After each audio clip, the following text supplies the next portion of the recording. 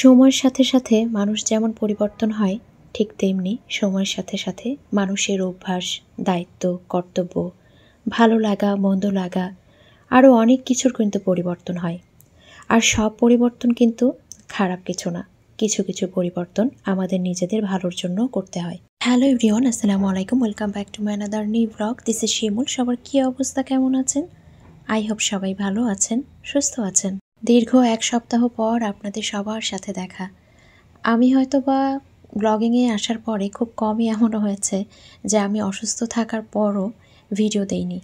আমার ওপর দিয়ে যা খুশি তা হয়ে যাক, আমি যতই অসুস্থ হই না কেন ভিডিও দেওয়া কিন্তু আমি কখনোই বন্ধ করি না। তবে এইবার কিন্তু সিচুয়েশনটা একটু অন্যরকম ছিল। তো ইনশাআল্লাহ পুরো ভিডিওতে আপনাদের সাথে একটু একটু করে বলার চেষ্টা করব। তো সকালে একটু ভাত বসিয়ে দিয়েছিলাম, এদিকে আমি ডালটাও বসিয়ে দিয়েছি। এখন একটা ডিম ভেজে নিব। যেহেতু শারীরিক অবস্থা খুব একটা ভালো ছিল না, এজন্য রুটি কিংবা পরোটা কিন্তু এর মধ্যে মাত্র একদিনই বানিয়েছিলাম। তো আপনাদের সাথে লাস্ট ভিডিওটা যখন শেয়ার করেছিলাম, তারপরে কিন্তু 2 দিন আমি বেড থেকে উঠতেই পারছিলাম না, এরকম একটা অবস্থা। তো রান্নাবান্না কিন্তু 2 দিন করতেই পারিনি। সকাল সকাল তো সারিকা স্কুলে চলে যায়। তো সারিকা স্কুলে চলে যাওয়ার পরে সারিকার বাবাও অফিসে চলে গিয়েছে। আর এইদিকে হচ্ছে এখন আমরা মা ছেলেই কিন্তু নাস্তাটা করে ফেলবো। তো যারা এই মুহূর্তে আমার ভিডিওটি দেখা শুরু করেছেন, তারা প্লিজ একটা লাইক দিয়ে ভিডিওটি কন্টিনিউ করবেন। আর যারা আমার চ্যানেলটি আজকে নতুন ভিজিট করছেন, যদি আমার ভিডিওটি ভালো লেগে থাকে তাহলে আমার চ্যানেলটি সাবস্ক্রাইব করে আমার সঙ্গে থাকতে পারেন। সকালে মা ছেলে নাস্তা করে ফেলেছি, এরপরে হচ্ছে আমি বাসাটাও একটু ঝাড়ু দিয়ে মুছে নিয়েছি।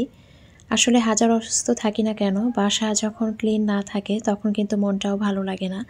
এর মধ্যে কিন্তু বাসার কাজ যে অফ রেখেছি তাও না। তো একদিন হচ্ছে ফরিদা আপাকে ডেকেছিলাম, ডেকে আমার যে কিচেনের একদম উপরের যে পোর্শনটা, তো সেই ওপরের পোর্শনে আমার অনেকগুলো কন্টেনার বক্স বলেন, বালতি বলেন, হাঁড়ি পাতিল বলেন, অনেক কিছু কিন্তু রাখা আছে। আসলে সংসার জীবনের প্রথম দিকে আম্মা আর কি যখন মেয়েকে বিদায় দিয়েছে তখন কিন্তু অনেক কিছু দিয়ে দিয়েছিল। তো সেগুলো কিন্তু ওপরেভাবে রাখা আছে। তো কিভাবে রাখা আছে কোনো একদিন শেয়ার করব। তো ওখানে আর কি যখন ক্লিন করছিলাম তখন দেখলাম যে এই নন স্টিকের যে পাতিলটা, এইটা আর এই যে প্রেসার কুকারটা, এটা রাখা আছে। তো ভাবলাম এগুলো নিয়ে এসে এখানেই রেখে দিই। তো এটা হচ্ছে মারুতি ব্র্যান্ডের, আম্মা হচ্ছে আমাকে এটা দিয়েছিল। এটা ছিল 8.5 লিটারের। আর নিচের যে নন স্টিকের পাতিলটা, এটা কিন্তু করোনাকালীন সময় সারিকার বাবা কিনেছিল। তো অনেক বড় একটা পাতিল। তো ছেলে মানুষকে বাজারে পাঠালে যেটা হয়, তো আমার সংসারে যা কিছুই আনি বা আমার আসলে যা কিছুই হোক না কেন, আমি কিন্তু সব কিছু আমার মায়ের সাথে শেয়ার করি। সব কিছু বলতে পারেন আমার মা হচ্ছে আমার বেস্ট ফ্রেন্ড। তো আম্মাকে কিন্তু আমি পাতিলটা দেখিয়েছিলাম সাথে সাথে। তো আম্মা এত হেসেছিল, বলেছিল তোর মেয়ের যখন বিয়ে হবে তখন তুই এ পাতিলে রান্না বান্না করিস। তো সত্যি এতই হেসেছিলাম যে এত বড় পাতিল মানুষ নিয়ে আসে। গত ভিডিওতে আমি আপনাদের সাথে শেয়ার করেছিলাম যে আমি ওয়াশিং মেশিনটা নিয়েছি। তো অনেক আপু অনেক কমেন্ট করেছিলেন, কেউ বলেছিলেন 11 কেজি নিয়েছি, কেউ বলেছিলেন 10 কেজি নিয়েছি। 10 কেজি আর 11 কেজির মধ্যে কিন্তু মাত্র 3000 টাকার ডিফারেন্স ছিল। তো আমার ইচ্ছা ছিল আমি 11 কেজিটাই নিব।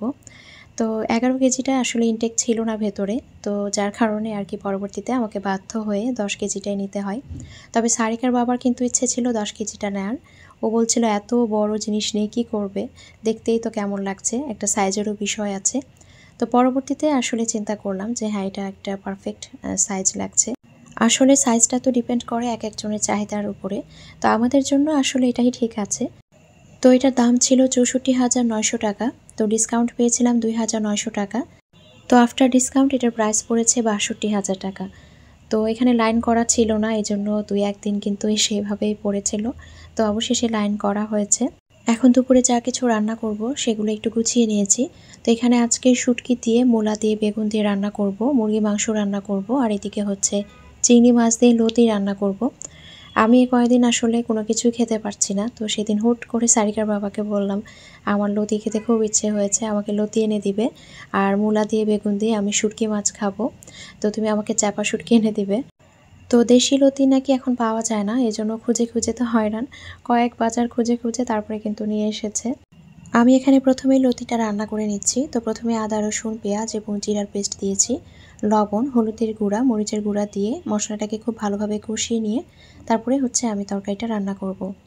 তো এখন আসি আপনাদের সাথে একটু শেয়ার করি কেন এতদিন আমি ভিডিও দিতে পারিনি। এই কয়েকদিনে আমার যেসব আপুরা এবং আন্টিরা আমার খোঁজ খবর নিয়েছেন তাদের জন্য মন থেকে অনেক দোয়া এবং ভালোবাসা রইল। আমি লাস্ট যে ভিডিওটা শেয়ার করেছিলাম তার পরের দিনই কিন্তু আমি খুব বেশি অসুস্থ হয়ে যাই। এত পরিমাণে অসুস্থ যে আসলে কি হয়েছে আমার সেটা নিজেই বুঝতে পারছিলাম না।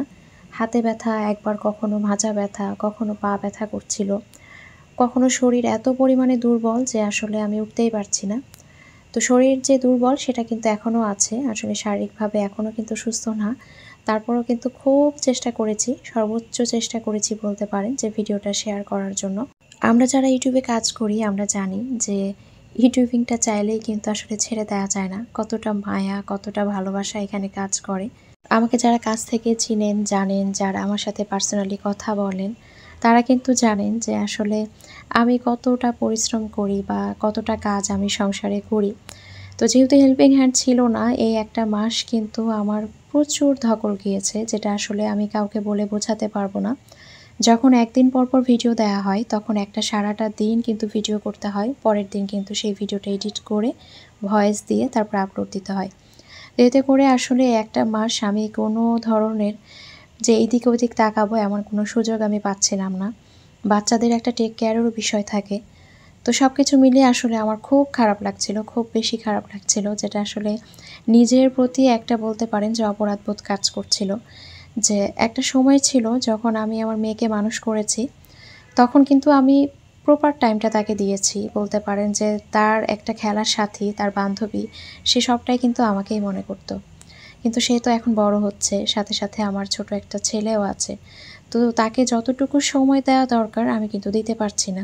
অথচ সারাটা দিন কিন্তু আমি নিজেও রেস্ট পাচ্ছি না, সারাটা দিন দৌড়ের ওপরে। আর এই দৌড়াদৌড়ি করতে গিয়ে আমি যে বাচ্চাদের সাথে একটা কোয়ালিটি টাইম স্পেন্ড করব, সে টাইমটাই কিন্তু আমার নেই। তো আমি এত পরিমাণে অসুস্থ হয়েছি, পরে আমার কাছে মনে হচ্ছিল যে আসলে এটা তো আমার লাইফ না, জীবনটা কিন্তু আমার এইটা না। আমি সারা জীবন কিন্তু ইউটিউবিং করব না। আমার জীবনটা কিন্তু আমার এই সংসার, আমার হাজব্যান্ড, আমার বাচ্চাদেরকে নিয়ে।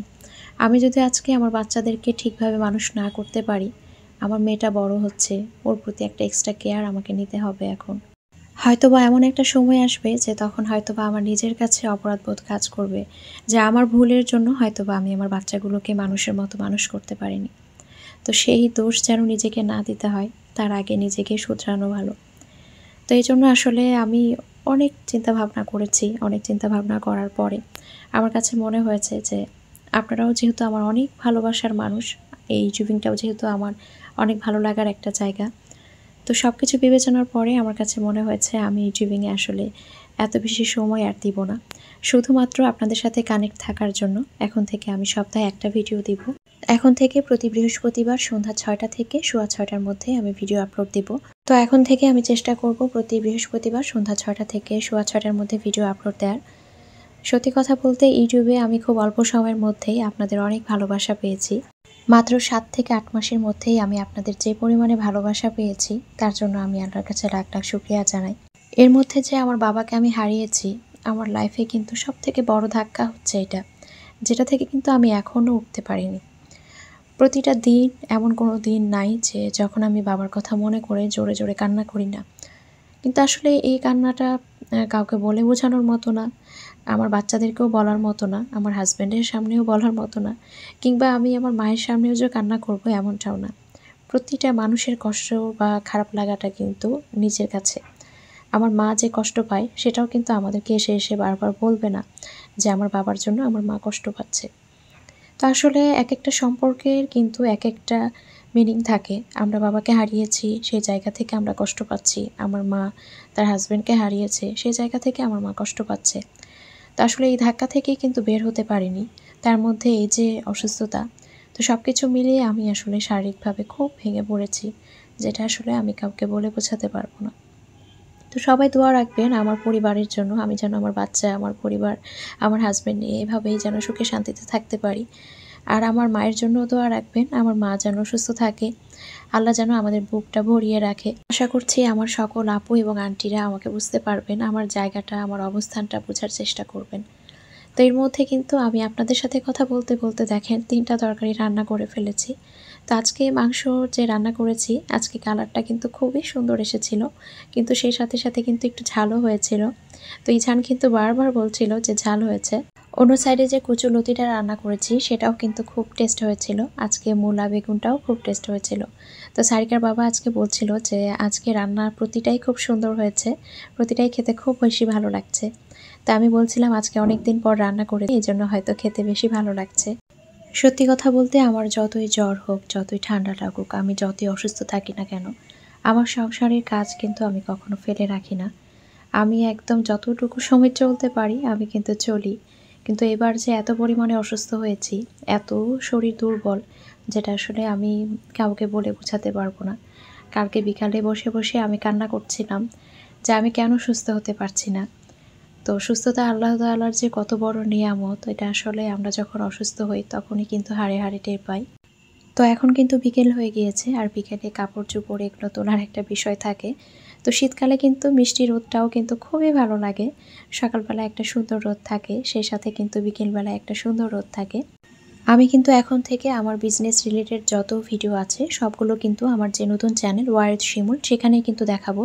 ড্রেস বলেন, বেডশিট বলেন, কিংবা টেবিল রানার বলেন, টেবিল ম্যাট বলেন, সব কিছুই কিন্তু আমি চেষ্টা করব আমার নতুন চ্যানেলে দেওয়ার জন্য। যেহেতু সপ্তাহে একটা ভিডিও দিব এখন থেকে, আর এই চ্যানেলে খুব একটা শেয়ার করব না। তো যারা জানেন না তাদের জন্য বলে দিচ্ছি, আমার কিন্তু বিজনেস যে চ্যানেলটা, ইউটিউব চ্যানেল, সেটার নাম হচ্ছে ওয়ারিদ শিমুল। আমি কিন্তু কমিউনিটিতে পোস্ট করে দিই।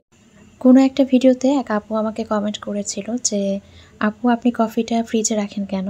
তো আসলে ফ্রিজের যে নর্মাল অংশটা, সেখানে যদি আপনি কফিটা রাখেন তাহলে কিন্তু জমে যাবে না। নাহলে দেখবেন কফি কিন্তু ইউজ করতে করতে, খেতে খেতে একটা সময় কিন্তু দেখবেন ভেতরে জমাট বেঁধে যায়। এখন একটু নাস্তা বানাবো। আমাদের বাসায় আসলে নরমালি দেখা যায় মিষ্টি জাতীয় জিনিসগুলো খুবই কম খাওয়া হয়। আমরা সবাই কিন্তু একটু ভাজা পোড়া বা ঝাল জাতীয় জিনিসগুলোই বেশি পছন্দ করি। দেখা যায় মিষ্টি জাতীয় খাবার কেউ খেতে চায় না। তো ছোটোবেলায় কিন্তু ইছান খুব মিষ্টি খেত, তখন ভাবতাম যে ও হয়তো বা মিষ্টিটা খাবে, কিন্তু ইদানিং দেখছি ও মিষ্টিটা খুব একটা পছন্দ করছে না। এখানে আমি বেসন দিয়েছি, সেই সাথে চালের গুঁড়া দিয়েছি, আর সেই সাথে ময়দাও দিয়েছি, হলুদের গুঁড়া, মরিচের গুঁড়া, তারপর লবণ, সব কিছু খুব সুন্দর করে ফেটিয়ে নিচ্ছি। বেকিং পাউডার, সেই সাথে হচ্ছে বেকিং সোডাটাও দিয়েছি। হাত দিয়ে এভাবে একটু ফেটিয়ে নিব, এতে করে আর কি বেসনের যে মিক্সটা সেটা ভালো হয়। এখন আমি এই মিশ্রণটা কিছু সময়ের জন্য রেস্টে রেখে দিব। আর অন্য সাইডে হচ্ছে আমি ডাল বেটে নিয়েছি। তো কয়েকদিন ধরে আমার প্রচুর পরিমাণে পেঁয়াজু খেতে ইচ্ছে করছিল। তো আসলে ভাজা পোড়া জাতীয় খাবারগুলো চেষ্টা করি যে বাসায় বানানোর, যেহেতু এগুলো ইজি বানানো যায়। তো ওই যে বললাম একটু সুস্থ লাগলেই কিন্তু ইচ্ছে করে কিছু রান্না করি, ঘরের কোনো কাজ করি। আচ্ছা, আপনারা কি কেউ শিদুলের তরকারি খেয়েছেন কিনা আমাকে জানাবেন তো। তো আমার কিন্তু এক আন্টি আছে, আমি যখন আগের বাসায় ছিলাম, তো আমার পাশের ফ্ল্যাটে এক আন্টি থাকতো, আমাকে ভীষণ ভালোবাসে, একদম বলতে পারেন নিজের মেয়ের মতো করে। তো আন্টির কাছে আমি কত কিছু যে শিখেছি এটা আসলে কখনোই বলে প্রকাশ করার মতো না। আমাকে প্রচণ্ড পরিমাণে সাপোর্ট করতো আন্টি, এতটাই আমাকে ভালোবাসতো। আমি যদি অসুস্থ হই, আন্টিকে আমি এখন খুব মিস করি। কারণ আমি অসুস্থ হলেই আন্টি দেখা যেত চা, ডিম, রুটি, পরোটা নিয়ে একদম হাজির হয়ে যেত সকাল সকাল। তো খুব ভালো লাগতো আসলে। কিছু কিছু ভালোবাসা কখনোই আসলে ভোলার মতো না।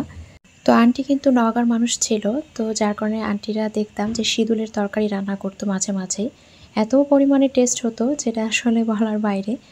তো এখানে আসার পরে আন্টি কিন্তু প্রায় আমাকে বলে, আর আমিও বলি যে আন্টি আমাকে একদিন খাওয়াবেন আবার। তো সেদিন রান্না করেছিল, তো আসার সময় আন্টির বাসার ওখান থেকে নিয়ে এসেছিলাম। তো মাশাআল্লাহ এতটাই খেতে টেস্ট হয়েছে।